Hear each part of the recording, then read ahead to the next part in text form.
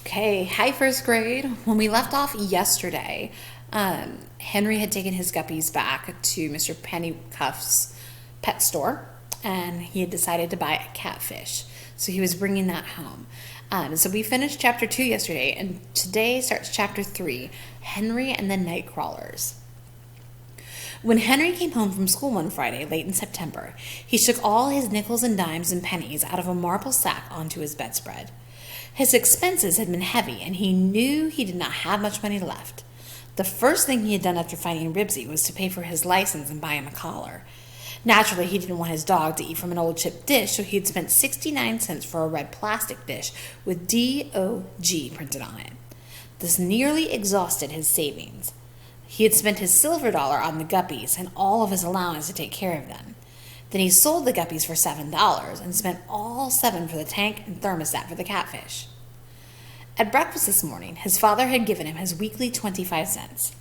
Besides that, he had 6 cents saved from last week's allowance. He also had a nickel he had found in the park. And then there was his Canadian dime. He couldn't try to spend that, he could try to spend that, but he hated to after keeping it almost a year. He might want to start a coin collection sometime. With the Canadian dime, he had 46 cents, not counting 9 cents he could get for 3 old milk bottles he found in a vacant lot on the way home from school. It was not enough. Henry needed $13.95 plus 41 cents for tax. He needed all this money because he wanted to buy a football. A real football from a sporting goods store, not just a toy football from a department store. This time he wanted a genuine cowhide football stitched with nylon thread and laced with buckskin thongs. Every boy on Klickitat Street wanted one.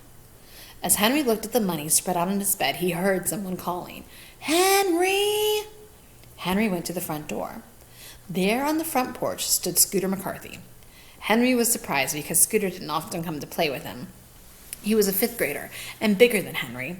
Henry was even more surprised when he saw what Scooter was holding. A real cowhide football stitched with nylon thread and laced with real buckskin thongs. "Hi, Scoot," said Henry. "Boy, oh boy, where'd you get that football?" "My grandmother sent it to me for my birthday," answered Scooter. "Your grandmother?" Henry could hardly believe it. "My grandmother sends me sweaters and socks." "My grandmother sends me pretty keen presents. Come on out and throw some passes with me." Scooter pounded the football with his fist. It made a drum-like sound. Henry could hardly wait to touch the leather. When the boys, followed by Ribsy, went out to the sidewalk, Scooter ran up the street away and threw the ball back to Henry. It hit some branches that overhung the sidewalk, but Henry caught it anyway. The ball felt just right. It was big and solid and smelled of new leather. Henry lovingly ran his hands over its surface before he sent it sailing back to Scooter. The ball hit the branch again. "I know what," said Scooter. "If I went on the other side of the street and we threw it back and forth across the street, we wouldn't hit the trees." He tucked the ball under his arm, as if he were running 90 yards for a touchdown, and sprinted across the street. Pow!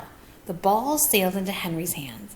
It made a deep, hollow sound, just the kind of sound a good football should make.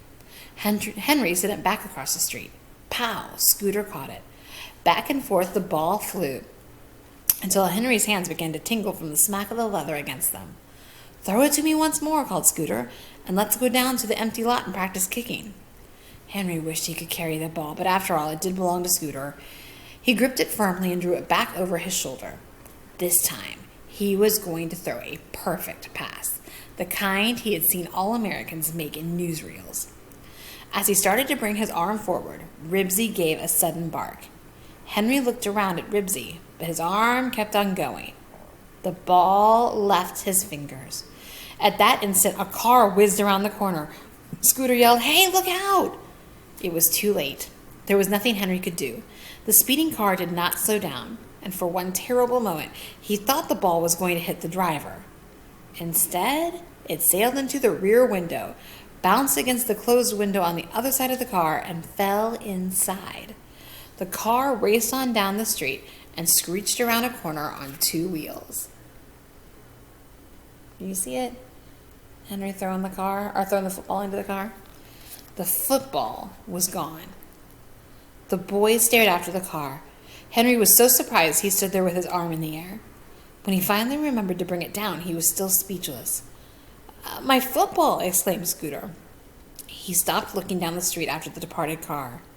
He looked at Henry. "My ball is in that car," he said accusingly. "Yeah, I guess it is."